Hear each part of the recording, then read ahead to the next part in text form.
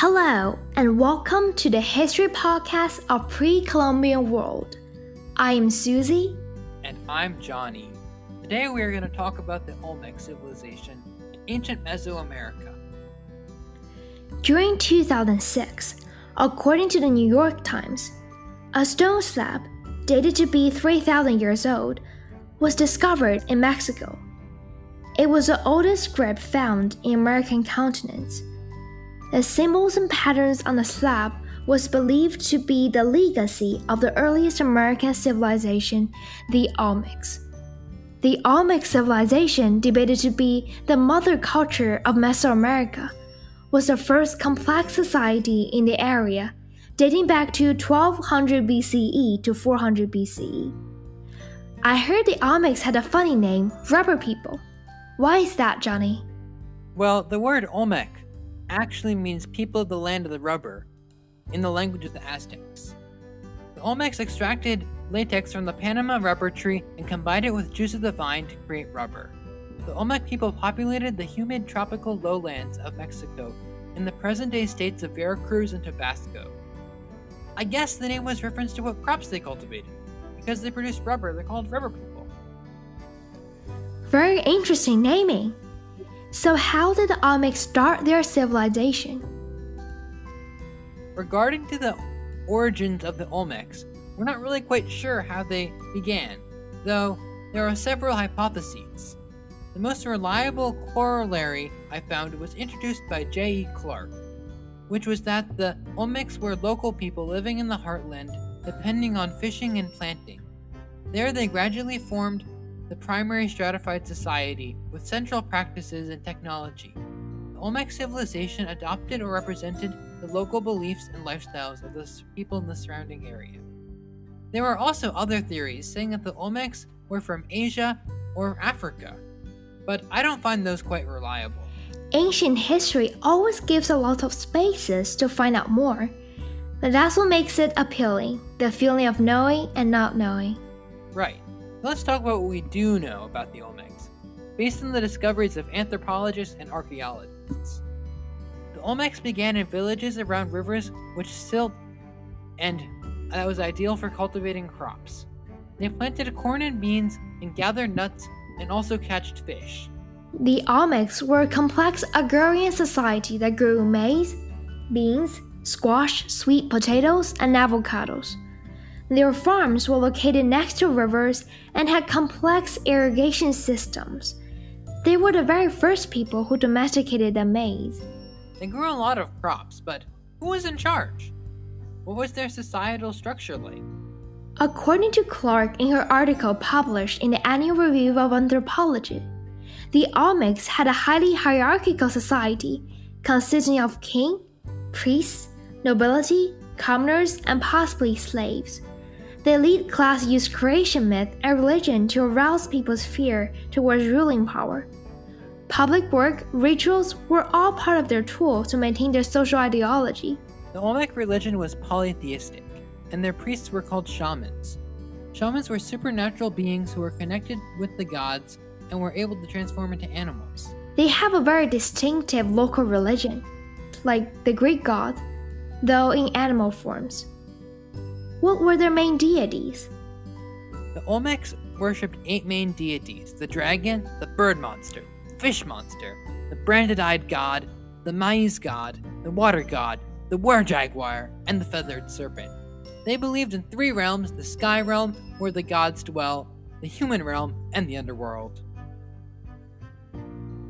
Those deities of supernatural power suggested that the Olmec surrounding may include many catastrophes which affected them so profoundly to be so scared of nature forces. You're right, their offerings to the gods were massive. By evidence found by archaeologists, one of the most dramatic offerings the Olmecs was found in a pit full of 28 layers of serpentine blocks covered with mosaic masks of different color of clay. And the serpentine blocks alone weighed about 1,000 tons in total. The biggest project could have involved over 2,000 to 3,000 people. Wasn't that crazy? Yeah, and thinking of how the Olmecs ignored the use of wheels and lacked domestic animals, lots of labor forces must have been required.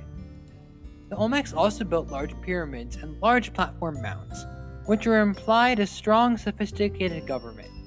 A curious fact about other early American civilizations were that they also built pyramids, like the Egyptians, but the function of the Mesoamerican pyramids were focused on worship rather than burial. And I think you may have heard of the Latin American ball games. The Olmecs were also the ones who invented the ball game, a sacrificial ceremony in which the teams represented gods in the myths. For example, the sun kills the moon and stars every morning, symbolizing the sun bringing light through the darkness.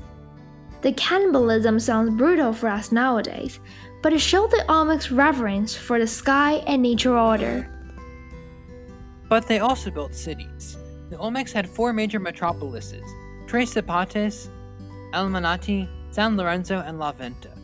However, in this podcast we only have time to cover two of them, San Lorenzo and La Venta.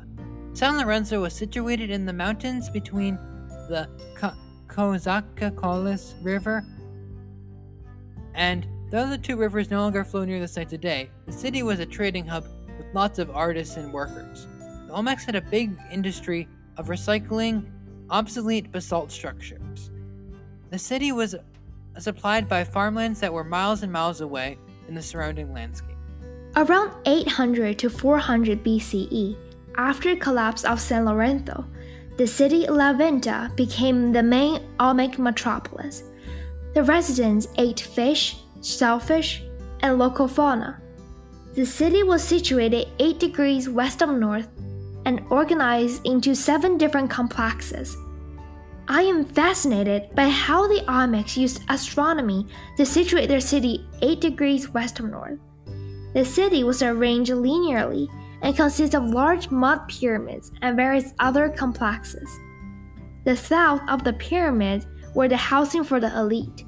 La Venta was more of a religious city rather than a trading hub like San Lorenzo.